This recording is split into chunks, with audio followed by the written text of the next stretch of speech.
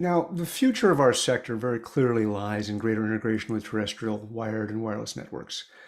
All of a sudden, we're talking about taking our cybersecurity exposure and just multiplying it radically. How should business leaders be thinking about that downside of what should be a very large gain in market share and revenue for our industry? So, I mean, for me, I think, from a business leader perspective, what business leaders here have to realize that cybersecurity is not optional, it's here to stay. So the quicker you can embrace it and productize it, the quicker your business starts to benefit from it and you go on that learning curve. Because the key thing, I mean, I look at us, we've been in the game sort of, gosh, since 2007. And what I measure is not how many things we've done successfully, it's how many things we've failed on, because those failures lead to success because we've learned from those failures. It's a bit like my friends again in military intelligence tell me it's very well for someone to steal someone's battleship design and build a ship that's called an aircraft carrier, which is effectively a hull with a flat landing surface and something to catch the planes. However, when you don't have 40, 50 years operational experience and losing lives at sea, the processes and the rigor is not the same, despite your shiny piece of steel that can land aircrafts. So again, it's embracing it. It's also realizing that the value in cyber is actually keeping your business online. So forget even extra revenue, right? If you have a cyber attack, take for example, the Leo operators were very fast. I see us in the Leo race, basically, where everyone wants to launch Leo capability. So at some stage, guess what? Leo becomes a commodity. Does it become like electricity in the UK, where all it takes is one phone call to switch a provider? And then as soon as you have that cyber incident, you become the talk of the space. Talk in the UK, an internet service provider, lost 100,000 customers because of that breach. And it cost them 120 million pounds. Still haven't recovered those customer numbers.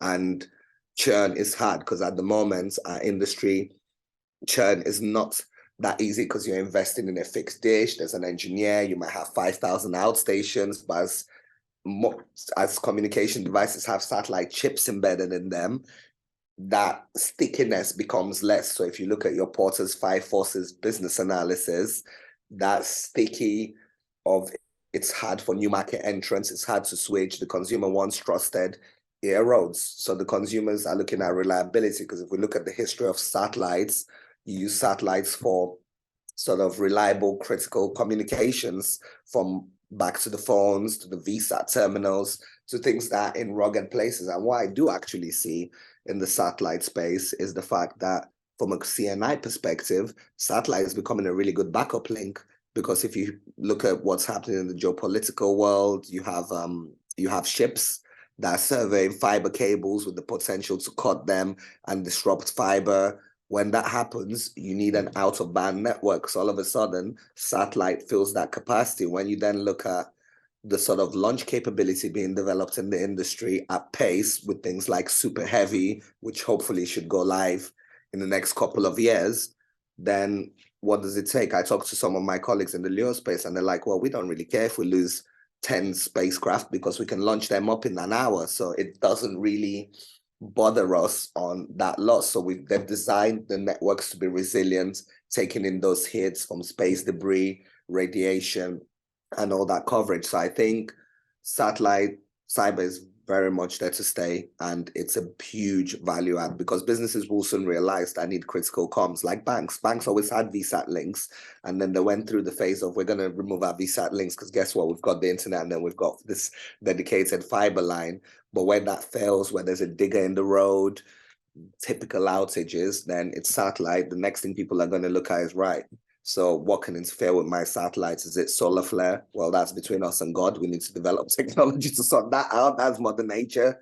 Is it hypersonic missiles being launched into orbit to take them down? Is it spacecraft that have hooks that are going to pull them back? So the risk profile is very different. And I think that creates diversity in communications, because it takes more to attack. And if you think of attackers, they're like businesses. Everybody wants the minimum investment for the maximum return. That's human nature 101. Even when we're kids, I want to do the minimum work on my homework and get the highest score, and I'll be disappointed if I didn't, despite the minimal work I put in.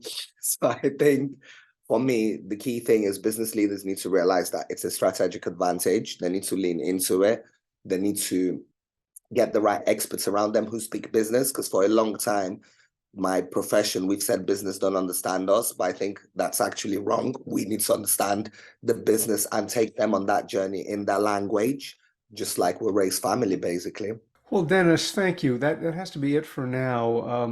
I know that cybersecurity executives have to be very careful about what they say in a public forum like this one, and I want to thank you because you threaded that needle really skillfully, and yet you gave us a great deal to think about. Thank you very Thanks so much, much. Robert. Since 1985, the World Teleport Association has been helping its members aim higher, from teleport and satellite operators to the technology partners they depend on. As the teleport operators' leading partner in growth, we advocate for their commercial interests. We promote excellence in their business practices, technology, and operations. We help them distinguish real potential from hype and to understand essential trends and adopt better business and operational practices. And we do all that through best practice reports, events, awards, the world's only certification program for teleports, and the technology advisory services that we obtain from some of the industry's leading firms. Our newest project is called the Green Teleport. It engages members with local universities and technical schools to innovate in sustainability while attracting the next generation of teleport workers and entrepreneurs. You can follow us on LinkedIn by searching for World Teleport Association or on Twitter at World Teleport. If your company is not a member, I encourage you to become one by going to worldteleport.org/join. That's JOIN.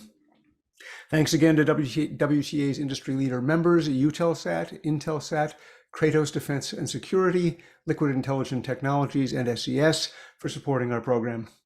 For WTA, this is Robert Bell urging you to keep aiming higher to master the challenges and the opportunities waiting for us in the years ahead.